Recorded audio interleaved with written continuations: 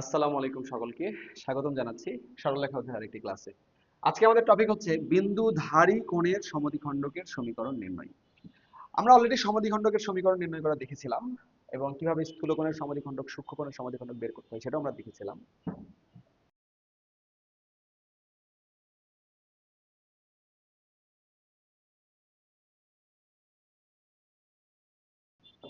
খেয়াল করো, আমরা এই জিনিসগুলো দেখেছিলাম যে a1x + b1y + c1 = 0 একটা রেখা যদি দেওয়া থাকে আর একটা রেখা যদি দেওয়া থাকে, যদি এদের অন্তর্গত কোণের সমদ্বিখণ্ডকের সমীকরণ নির্ণয় করতে বলে তাহলে আমরা এই যে প্রথম সমীকরণের বাম পাশটাকে লিখব, ভাগ করব এখানকার x এর সহগ y এর সহগের বর্গের সমষ্টির বর্গমূল দ্বারা। তারপর দ্বিতীয় সমীকরণের এই যে বাম পাশটা লিখব, একেও ভাগ করব √x এর সহগ y এর সহগের বর্গের সমষ্টির বর্গমূল দ্বারা। প্লাস মাইনাস নিব, প্লাস নিলে একটা উত্তর, মাইনাস নিলে একটা উত্তর। এবং আমরা দেখেছিলাম এই যে a1 a2 + b1 b2 এটার চিহ্ন যা হবে সেই চিহ্ন নিলে পাবো আমরা স্থূলকোণের সমদ্বিখণ্ডক। মানে এটার চিহ্ন যদি পজিটিভ হয় আমরা পজিটিভ চিহ্ন নিলে পাবো স্থূলকোণের সমদ্বিখণ্ডক, এটার চিহ্ন যদি নেগেটিভ হয় নেগেটিভ চিহ্ন নিলে পাবো স্থূলকোণের সমদ্বিখণ্ডক। আর সূক্ষ্মকোণ বললে এটার চিহ্ন যা হবে তার উল্টা নিব, এটার চিহ্ন পজিটিভ হলে আমরা মাইনাস নিলে পাবো সূক্ষ্মকোণ, ওকে, আর এটা মাইনাস হলে আমরা প্লাস নিলে পাবো সূক্ষ্মকোণ।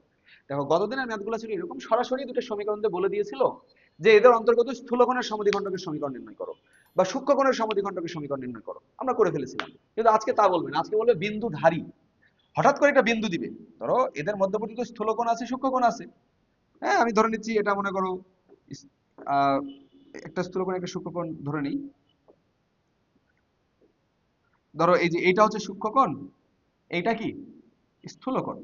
তাহলে সূক্ষ্মকোণের সমদ্বিখণ্ডক বা স্থূলকোণের সমদ্বিখণ্ডক বের করতে বললে পারতাম। কিন্তু আজকে না, আজকে বললে একটা বিন্দু দিয়ে দিবে, বলবো যে এই বিন্দুটা যেখানে অবস্থিত সেটার সমদ্বিখণ্ডক। এখন এই বিন্দুটা স্থূলকোণে আছে নাকি সূক্ষ্মকোণে আছে যদি আমি সেটা বলতে পারি, তাহলে আমি সেটার সমদ্বিখণ্ডক বের করে ফেলবো। আর আমি কিন্তু তোমাদেরকে শিখিয়েছি যে একটা বিন্দু দুটা রেখার অন্তর্গত সূক্ষ্মকোণে থাকে নাকি স্থূলকোণে থাকে। একটা বিন্দু দিয়ে দিলে সেই বিন্দুটা স্থূলকোণে আছে নাকি সূক্ষ্মকোণে আছে সেটা আমরা বলা কিন্তু অলরেডি শিখে ফেলেছি। তাহলে আমরা সেই টেকনিকে আগে কি করব, বিন্দুটা স্থূলকোণে আছে নাকি সূক্ষ্মকোণে আছে বের করব। যদি দেখি বিন্দুটা স্থূলকোণে তখন স্থূলকোণের সমদ্বিখণ্ডক বের করব, আর যদি দেখি বিন্দুটা সূক্ষ্মকোণে তখন সূক্ষ্মকোণের সমদ্বিখণ্ডকের সমীকরণটা বের করব। ঠিক। এখন কিভাবে বুঝবো একটা বিন্দু স্থূলকোণে নাকি সূক্ষ্মকোণে, আমি সেটা একটু বলে দিই। দেখো,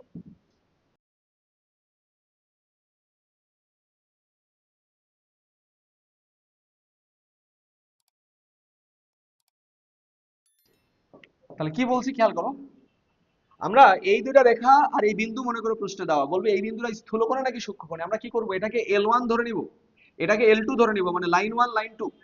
এরপরে আমরা L1 এ নির্ণয় করব, L2 এ নির্ণয় করব কিভাবে, এই যে L1 এর বাম পাশে আমরা এই A বিন্দুটা বসায় দিব, L2 এর এই পাশে আমরা এই যে এই বিন্দুটা বসায় দিব, বসায় দিলে যে মান পাবো সেটাই হচ্ছে L1 এ, সেটাই হচ্ছে L2 এ।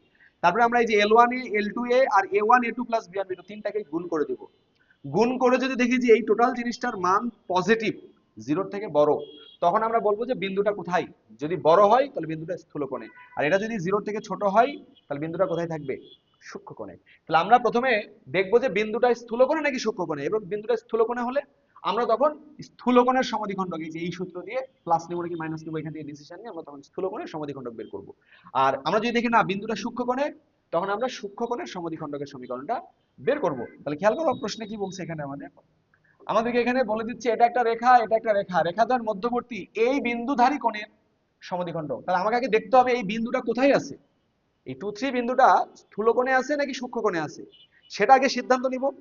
যদি দেখি 2 3 বিন্দুটা স্থূলকোণে তখন আমরা স্থূলকোণের সমদ্বিখণ্ডক বের করব। যদি দেখি না 2 3 টা সূক্ষ্মকোণে তখন আমরা সূক্ষ্মকোণের সমদ্বিখণ্ডক বের করব। তাহলে আমরা এই সমীকরণগুলো আগে লিখে ফেলি। তাহলে খেয়াল করো, এখানে এই সমীকরণকে আমরা 1 নাম্বার দিলাম, এই সমীকরণকে 2 নাম্বার দিলাম, আর বিন্দুটাকে আমি এ নামকরণ করলাম। এখন আমি দেখবো এই বিন্দুটা এই দুটো রেখার মধ্যবর্তী স্থূলকোণে নাকি সূক্ষ্মকোণে। এটার জন্য আমি যেটা করব, এই প্রথম সমীকরণকে আমি L1 ধরে নিলাম, L1 মানে লাইন 1, রেখা 1। এই 2 নাম্বারটাকে আমি L2 ধরে নিলাম, মানে লাইন 2। তাহলে আমরা প্রথমে কি করব, এখানে L1 A বের করব। L1 A মানে কি, এই যে লাইন 1 এর বাম পাশে আমি এই A বিন্দুটা বসাই দিয়ে প্রাপ্ত মান 2 3 বসালে কত হয়, 3 × 2 -4 × 3 + 1, তাহলে 6 - 12। তাহলে -6 এর সাথে 1 যোগ করলে কত, -5। এরপরে আমরা L2 এ নির্ণয় করব, মানে এই লাইন 2 তে এই বিন্দুটা বসালে প্রাপ্ত মান, তাহলে বসালে কত হয়, 4 × 2 -3 × 3 -2। তাহলে 8 - 9 মানে কত, -8 থেকে 9 গেলে কত, -1, সেখান থেকে 2 গেলে কত, -3, তাহলে -3। এরপরে আমরা a1 a2 plus b1 b2 এর মান বের করব। বলো এখানে a1 কত 3, a2 এর মান কত 4, প্লাস b1 এর মান কত -4, b2 এর মান কত -3। তাহলে 12 প্লাস 12 মানে কত 24। তাহলে এই তিনটা জিনিস আমরা বের করলাম। এবার এই তিনটার গুণফল আমি বের করব।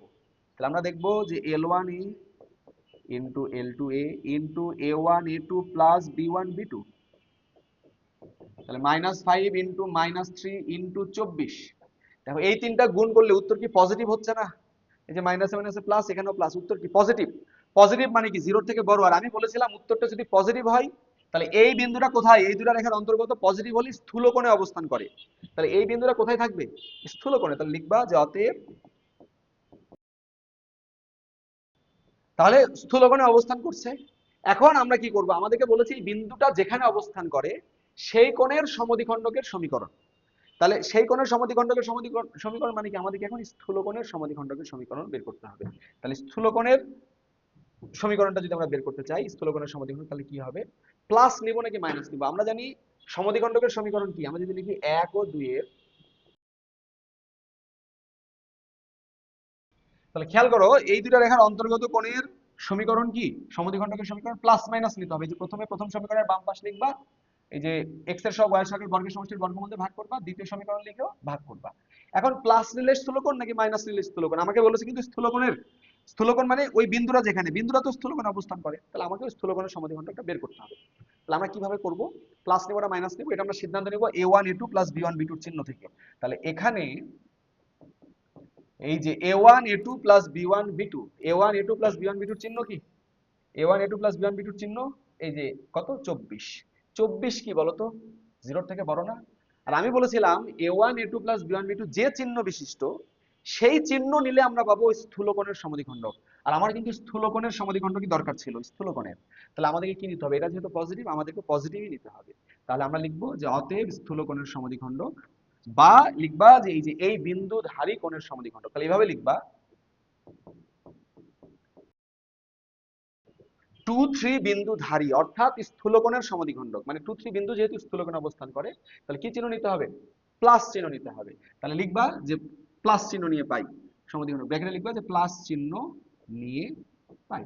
তাহলে কি পাবা, এখানে জাস্ট প্লাস চিহ্ন নিবা। তাহলে আমি একবারে করি, এই যে নিচের এই টার্মগুলো কেটে কেটে বাদ হয়ে যায়, কেন দুই জায়গাতে নিচে কত 5, বাদ হয়ে গেলে কি হবে বলো, 3x 4y 1 equal to 4x 3y 2, plus চিহ্ন নিলাম। সবগুলোকে একপাশে নিলে কত হবে, অতএব x প্লাস ওয়াই মাইনাস 3, এটাই হবে কি আমাদের অ্যান্সার। ঠিক আছে, আশা করছি বুঝছো। আমি আরো একবার প্রথম থেকে ব্যাপারটা তোমাদেরকে বলে দিই। আমাদেরকে কিন্তু বলে নাই যে স্থূলকোণের বা সূক্ষ্মকোণের সমদ্বিখণ্ডকের সমীকরণ নির্ণয় করো। আমরা তো জানি যে অন্তর্গত কোণের সমদ্বিখণ্ডকের সমীকরণ এই যে এটা প্লাস মাইনাস দিয়ে এটা লিখবো। এখন স্থূলকোণের বের করবো নাকি সূক্ষ্মকোণের বের করবো, আমার প্রশ্নে বলেছে এই বিন্দুধারী কোণের সমদ্বিখণ্ডক, তার মানে ওই বিন্দুটা যেখানে অবস্থান করে। তাহলে আমরা আগে দেখবো এই বিন্দুটা স্থূলকোণে নাকি সূক্ষ্মকোণে অবস্থান করে। তাহলে আমরা এটাকে লাইন 1, এটাকে লাইন 2 ধরলাম। এরপরে লাইন 1 এ আমরা এ বিন্দুটা বসাই মানটা বের করলাম, লাইন 2 তে এ বিন্দুটা বসাই মানটা বের করলাম, a1 a2 plus b1 b2 এর মানটা বের করলাম। এই তিনটাকে গুণ করে দেখছি যে মানটা পজিটিভ আসছে। আর আমরা জানি এটার মান পজিটিভ মানে ওই বিন্দুটা কোথায় অবস্থান করে, স্থূলকোণে অবস্থান করে। তার মানে আমাকে এই বিন্দুধারী অর্থাৎ স্থূলকোণের সমদ্বিখণ্ডকের সমীকরণ বের করতে হবে। প্লাস চিহ্ন নিব নাকি মাইনাস চিহ্ন নিব, এই যে a1 a2 plus b1 b2 চিহ্ন যেহেতু পজিটিভ, তাহলে পজিটিভ চিহ্নই আমাদেরকে নিতে হবে। তাহলে আমরা পজিটিভ চিহ্ন নিয়ে এটা বের করে ফেললাম। ওকে, চলো আমরা পরের প্রশ্নে যাই। কি বলছে, এটাকে 1 নাম্বার দাও, এটাকে 2 নাম্বার দাও। বলছে সরল রেখাদ্বয়ের মধ্যবর্তী মূল বিন্দুধারী কোণের সমদ্বিখণ্ডক। তাহলে মূল বিন্দু রেখাদ্বয়ের কোথায়, স্থূলকোণে নাকি সূক্ষ্মকোণে অবস্থান করে, সেটা আমাকে সিদ্ধান্ত নিতে হবে। তাহলে এটাকে আমরা লাইন 1 ধরলাম, এটাকে আমরা লাইন 2 ধরলাম। তাহলে আমরা মূল বিন্দুটাকে আমরা এ বিন্দু ধরে নিলাম। তাহলে আমরা প্রথমে লাইন 1 এ বের করব, মানে মূল বিন্দুটা এখানে বসায় প্রাপ্ত মান কত হবে, 0 প্লাস 0 প্লাস 3 মানে কত 3। আমরা লাইন 2 এ, মানে লাইন 2 তে এ বিন্দুটা বসালে প্রাপ্ত মান কত, 0 প্লাস 0 মাইনাস 2, তাহলে কত হবে মান -2। এরপরে a1 a2 plus b1 b2 বের করবা। a1 a2 plus b1 b2 চিহ্ন কি হবে, এই যে 4 এখানে 1, তাহলে 4 ইনটু 1 প্লাস -4 ইনটু 7, তাহলে কত হবে বলো, 4 একে 4, আর 4 থেকে কত 28 বাদ যাবে, তাহলে কত হবে -24।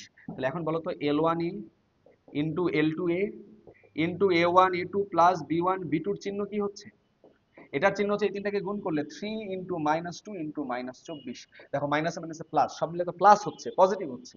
তাহলে এটার চিহ্ন পজিটিভ মানে কি, মূল বিন্দুটা এই দুটা রেখার অন্তর্গত কোথায় অবস্থান করে, এটা পজিটিভ মানে স্থূলকোণে অবস্থান করে। তাহলে অতএব, তাহলে আমরা দেখলাম কি মূল বিন্দুটা কোথায় অবস্থান করছে, স্থূলকোণে। তাহলে আমাদেরকে এখন মূল বিন্দু ধারী অর্থাৎ স্থূলকোণের সমদ্বিখণ্ডকের সমীকরণ বের করতে হবে।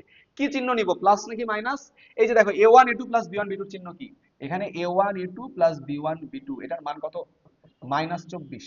আর এটার মান যেহেতু নেগেটিভ, আমরা জানি এটার মান যা, এটার চিহ্ন যা, সেই চিহ্ন নিলে পাবো স্থূলকোণের সমদ্বিখণ্ডক। তাহলে অতএব মাইনাস চিহ্ন নিলে পাবো স্থূলকোণের বা মূল বিন্দুধারী কোণের সমদ্বিখণ্ডকের সমীকরণ। তাহলে মাইনাস চিহ্ন নিলে পাবো।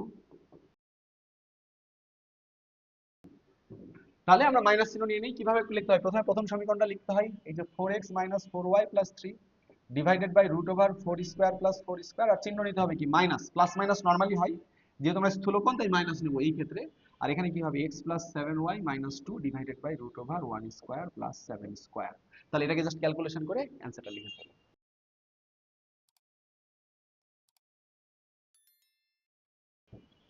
তাহলে এটাই হচ্ছে আমাদের অ্যানসার। আশা করছি সবাই বুঝেছো। এই টাইপের ম্যাথ পরীক্ষায় আসতে পারে কিংবা অ্যাডমিশনে আসতে পারে, আশা করছি সবাই পারবা। আমাদের আজকের ক্লাসটা এই পর্যন্তই। সকলে ভালো থাকো। আসসালামু আলাইকুম।